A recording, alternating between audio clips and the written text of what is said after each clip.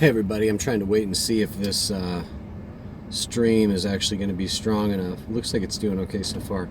So I just got done at the gym this morning. It's 10 rounds later. Did some jumping rope. Stretched my leg out. My left leg is like really stiff, so I'm trying to get it more like a supple leopard, right? So I can do more kicking like an animal, like a graceful child of God. So I wanted to make a quick video. It's probably going to take me a minute because I got a lot to say. But this is basically about the fact that 30 days ago, as of a few days ago, it's like 32, 33 now, I joined a new website called Steemit. It's not that new, but it's certainly new to me. And Steemit is basically like Reddit meets Facebook, and it's a social media site, but basically where Facebook takes your attention, your attention to other people's posts and other people's photos and videos and whatnot.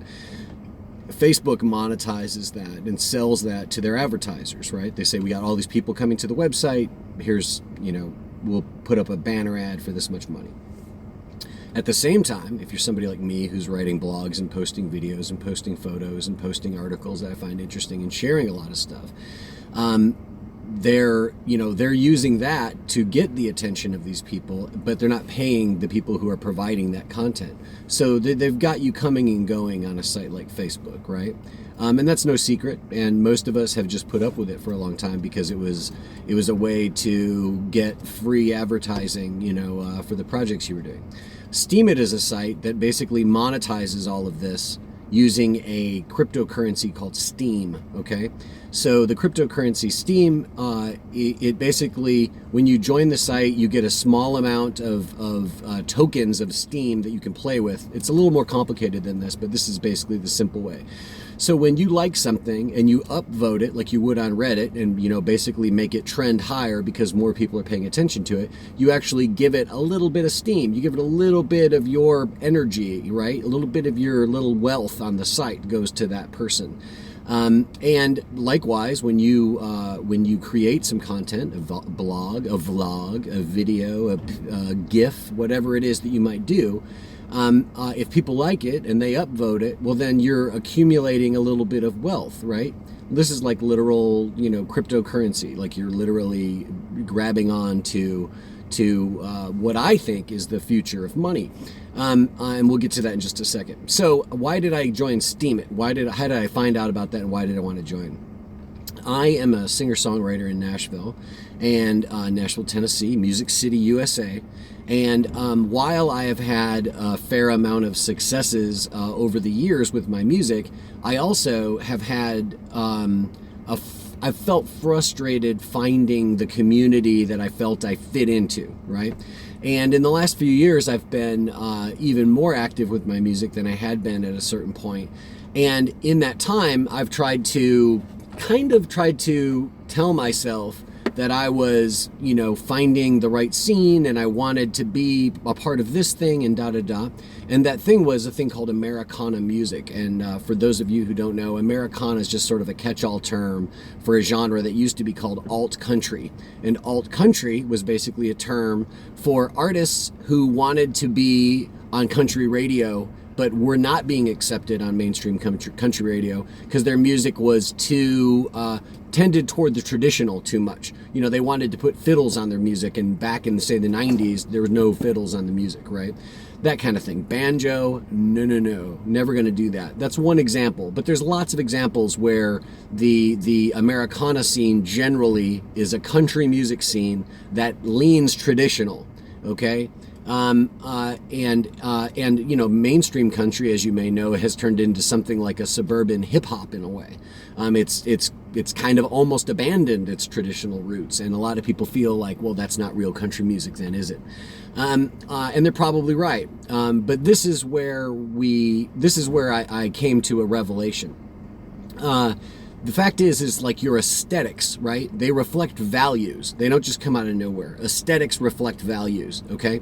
So the aesthetics of Americana music, okay, which include things like, haircuts and costumes and outfits and things that evoke, the mid-20th century, right? So you've got a lot of people wearing like throwback suits with lots of embroidery and things like this, or dressing like you're a farmer from the turn of the century or something like this. A lot of that stuff, right? And none of this is, I mean, this is show business after all. So none of this is silly or to be judged really in any way. It's just the way that it looks, right? And when it comes to the way that it sounds, a lot of the style of the music sort of evokes like the structure of the songs, and the subject matter of the songs and things will evoke the kind of songwriting that you would have had 60, 50, 80 years ago, or not more. And the sounds of the music, again, the instrumentation, the way it's produced. There's literally producers in town who are building studios that are designed to, basically fit the specs of something, like right down to the materials of what you would have recorded in Nashville in like 1963. That was the magic year, and I'm going to recapture it in this new room that's going to be built exactly like that, and all the gear is going to be from that period, and if not earlier, and things like this. So there's a strong looking back going on when it comes to Americana music, and that strong looking back is because of this traditional core of country music that they're looking to, right? And so what does that carry with it? Well, what we're talking about is tradition, okay? And when we're talking about tradition, we're automatically talking about backwards looking. We're talking about reverence for our ancestors, right? All of those kinds of factors come into play. And you're talking about a very conservative point of view that is informing the aesthetics of this musical genre, right? Small c. This isn't a political discussion. But when you're literally looking to the past and trying to hold on to something and pull it into the future with you, that's like the definition of conservation. If you think about like what the old word for environmentalism, conservation, conserve this stuff we have, don't lose these treasures, So it's an intrinsically conservative worldview that informs this retro aesthetic, right? Well, that's the biggest rub for me, is because my perspective isn't a country music perspective. I don't really play country music. Some of my songs sound a little country, but my music is not informed by country music or by the values of country music. My music is informed by rock and roll, and my music is informed by the values of rock and roll. And when you think about guys like Jerry Lee Lewis, who was a country boy, right? As country as they come, right? Well, what did Jerry feel when he started playing rock and roll music? Jerry felt in his heart that he was in service of the devil, and that he couldn't help himself, and that he was damned, okay? Because what he was doing was intrinsically not traditional, backwards looking, reverential, respectful of his elders and his ancestors. It was anything but that. It was a throwing over of the table, right? It was a slash and burn policy, that just put a middle finger up to the established, hierarchies of music, the established hierarchies of Southern society, the established hierarchies of black and white in the South at that time. All of that stuff. It flipped the whole script and laughed about it. And then just got blind drunk and played piano all night long, right? Just fucking chaos, total fucking chaos, right? A completely different value system is what I'm getting at, right? And I may be, sort of making, my Jerry Lee Lewis movie would have been better than that one they actually made. But there's a great book about Jerry Lee Lewis that God damn it, if I can think of the title, I'll tell y'all. But there's a really good book about Jerry Lee Lewis out there, and the author, what is his name? Anyway, I'm gonna get sidetracked. But anyway, so I started to realize, that the reason why this is an oil and water kind of match going on here, the reason why I never really feel like I'm a part of what's going on in that world, is because I'm strictly not a part of what's going on in that world. I'm anything but. And I realized that part of the reason why it took me so long to realize that was because it's hard to think about the alternatives. If that's sort of an established scene and you're friendly with lots of those people and you put some time into, sort of infiltrating and becoming a part of it and all that stuff, and it looks so similar and it feels so friendly in a lot of ways, it's hard to think, oh, wait a second, this is all wrong. I need to find something else. And I have no clue what else might be out there, what I might do, right? it's a lot easier if I can make this work because it's already here and I already see it and I've discovered it and I've searched around and I've understood a lot of it. So it's a lot easier if this could just somehow work for me. But when you're talking about things like values, you're talking about things that don't work. If it doesn't work at the level of your values, it will not work, okay? That's a relationship with your lover, that's your family, that's your art for sure, that's your art. You got to make your values in your art, man. I mean, there is no art without the values, and the art is the values, okay? I'm going to talk myself into some notion about, the art is the artist when I always insist the art is not the artist, but this is why it's fun. This is why these discussions are fun. So anyway, so I realized I've got to find a scene that matches my value system. So I started thinking about, well, okay, what does my value system look like expressed in the world? And I thought, well, if this other thing is conservative and backwards looking, what does my sort of progressive, again, small p, this isn't a political discussion, what does my progressive forward looking, what do I see with my progressive forward looking? Because if I can see, if I consciously put myself in that space of progressive forward looking and look, what will I find? Well, I started looking around and I eventually started getting into the way that blockchain is going to completely remake music, just like it's remade everything else. It hasn't done it yet, but it already has. We already know that it has. It's already, the battle's over, right? We know that, right? So the battle's over, blockchain won. It's just a question of the rest of the world catching up. And one of the parts of the world that needs to catch up is the music industry. And it will absolutely revolutionize the music industry. It'll change everything for the better for the artists. This is I don't see how it doesn't do that.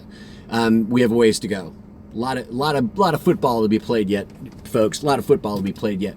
But I think that that's what we're going to see. So with that in mind, I started saying, well, what about, is there a way that I can release my music on a blockchain right now? Like, how can I take a leap and get there before? I mean, people are still figuring out what a blockchain is. Most people don't even know what Steemit is, or Steam or DTube. People are way, they're still coming in waves, right? So if I could, find a way to release my music via blockchain now, that would be pioneering kind of thing. And I'm always sort of looking, one way that my music has always been forward looking is I'm always looking for the new edge in terms of what's the cheaper, better way. How can I get what I want out of my recording, especially, and do it in a way that cuts out the middlemen. You know what I mean? That puts the creative control in my hands and is something I can do at a budget that I can actually manage. You know what I mean? As opposed to if I had a huge company and a bunch of money and all the people that come with that. And it's even hard to find that nowadays. That's kind of old model music making right there. This idea of like the big company with the check, that's not quite the way it works anymore because the internet's smashed everything and blockchain will continue. Blockchain will grind it to a fine grind and we'll put it in our pipes and we'll smoke and we'll remember the days when artists were not free.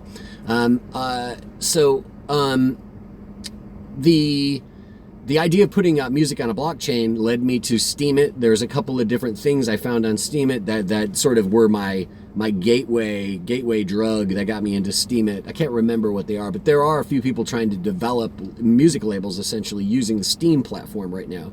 So the Steem blockchain. So I was on board and I started playing with it, and here I am about 30 days later. And I can tell you that I'm having a great time. I've got like over 90 friends, over 90 followers, which is fantastic. I've made some good payouts. I've gotten some good rewards for curating. I've shared a bunch of stuff, and hopefully I can see that rise in followers over 30 days and the rise in my reputation. My reputation, of course, like everyone else's, started out at 25, and less than a month later, I was already up to 48. So hopefully, maybe by the time you're watching this, I'll be up around 50. If you upvote this video, you can get me to 50 faster. And follow me if you're interested in the things I post. I like to post my music. I'm a part of the open mic community. I've had a blast getting to know the people over there. I've been received very well over there. A lot of people, are really get what I'm doing with my songwriting and my sort of way of presenting it. So I'm really enjoying sharing music with that community. I love DTube. I love putting up, I work out at the martial arts gym. That's where I am right now. And I love to put up videos of like my training videos and stuff. It's educational and fun for me to watch those videos and just see how I'm doing with the different techniques I'm trying to learn. But then it's also fun to share those experiences with other martial artists, especially martial artists who are, like me. They're martial arts enthusiasts. They're excited about their training. It's their way to exercise and stay in shape. But you're not necessarily, going to have a cage fight on Saturday. That's a little higher level than I wouldn't endorse my instructional gym videos. If somebody's going to try to kick you in the head on Saturday and you're not wearing headgear and lots of padding with a coach nearby to stop it from being too crazy, then I would not. You follow somebody else, because there's people who are much better suited for that sort of instruction than I am. But essentially a lot of the activity I used to do on YouTube and Facebook is now over here. And I feel better and better about it every day. And this brings us to the other values thing, is not only about, my musical values and my artistic values and how that led me to Steemit, but now that I'm here, one of the important things for me is I'm invested in Steemit. Not only do I actually own some Steem and Steemit dollars and all these different things now, like we all do here on the platform. So therefore we all have some stake, some skin in the game, as it were. I also am invested in the future of cryptocurrency, right? I believe in cryptocurrency. I believe in blockchain. That's really the thing that we're talking about here. I believe in the blockchain. And I believe the blockchain is going to change the world. And I want to be an active part of that now. Not only because, obviously, those of us who have accrued some cryptocurrency and have held our cryptocurrency, not only is there, the opportunity in the future for that to be a very profitable investment, but the other side of it is it's an investment in revolution, frankly. It's an investment in the overturning the order of the world. I mean, that might sound, I don't know if I could say anything a whole lot more radical and crazy than that. But in a way, I really mean that. I really think that cryptocurrency can break the influence of central banks, over our politics and our lives. In an incredible way. I think it's going to, at least sites like Steemit will at least be the future of social media. This is what everybody will be doing. Once, especially all the creative people with good content will eventually want to be doing it on a place like Steemit. Why would I share I've been writing a blog for 14 years. Yeah, and I've barely made any money off that ever. You know what I mean? It's something I've done to sort of build my personal reputation as a writer and as an expert on countercultural stuff. It sort of led me into another part of my writing career as a film and art critic, so it's something that I've built on and I've created opportunity out of, but it's not something that I've intrinsically made money on, have been able to monetize the attention that I've gotten with it, So I think Steemit is really amazing. My first month here has been an incredible experience, and this video feels like it's getting a little long, so I'm going to go ahead and stop it now. But I encourage everybody, check out steemit.com, and consider looking at DTube as an alternative to YouTube. Consider looking at D Live as an alternative to YouTube Live. Consider and Facebook Live and live videos on your whatever, all the things that we do that with, your Instagram stories and all these things that we do. Consider sharing it with the Steemit community. I mean, if you really have an interesting eye for photographs and you post a lot of cool stuff on Instagram, post it to Steemit and use a photo feed. If you're taking like fine art style photography or really high quality landscape photography or something, if it's more than just a snapshot of a burger, consider using the photo feed hashtag on Steemit, because that's a way for your photography to get noticed in a way that I don't know that Instagram matters that much anymore, once things like this begin to really take hold. So anyway, so when it's all said and done, follow your values. Understand how your values translate into your aesthetics and vice versa, right? And consider finding a home for your values as you're looking for a home for your art, okay? I think all too often we're like, well, I'm a heavy metal guy, and those are heavy metal guys, so therefore, that should be a community for me. And maybe you're right, and maybe your values match up because your aesthetics seem to match up.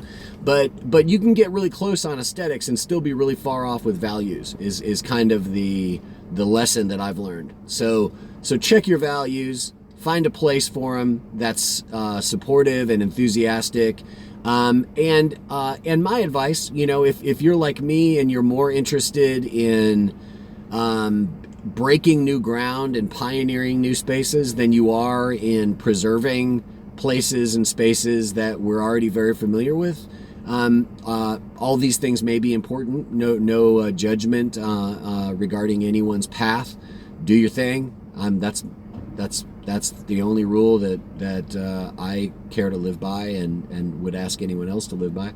But if you're like me and you feel like you want to be where it's happening, you want to be where it's happening now, and you want to be at the edge of where you might put your creativity.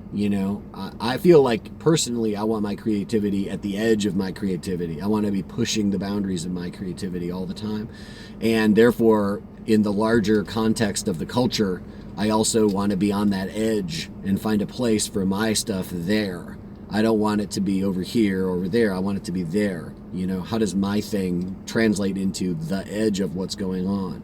How do we put this in the middle of the conversation, as it evolves in the moment, And to me, that's the blockchain is a great place for that, because the entire, everything about it is constantly evolving and changing, and there's this whole discussion going on, and it's decentralized and it's open source and it's all totally transparent, and it's a brand new world, man. It's a brand new world over there on Steemit, and it's only one small part of it.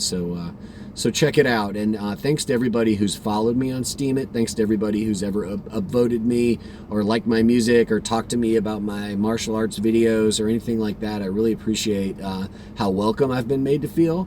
If anybody ever has a suggestion for me in terms of what content I do that you like the best, or how I might do that content in a way that would serve the community better, I'd love any feedback I can get from anybody outside of what's been upvoted or hasn't. It's a little hard to tell, probably after 30 days especially. I probably need more time and more posts, but I'm really trying to pay attention and learn something from the way that I've been received here, to understand better how I can bring what I bring to the community in a way that will serve the community, in terms of what it needs. I think that's another thing that's cool about Steemit, is it makes you start thinking about that. What can I bring that will be of use? There's something utilitarian about what we're doing here with our content at Steemit. There's a purposefulness to it. Because of this bigger context of developing the blockchain, developing the cryptocurrency, developing the values of a new world we're going to live in when the economy is transformed by all of this. Okay, that's another discussion. Maybe we'll have another video. Anyway, so let me know any comments you might have about my general behavior on Steemit or about this video. Please let me know. I'd love to hear from all y'all. Thanks for making somebody feel very welcome, and steam on, steamers.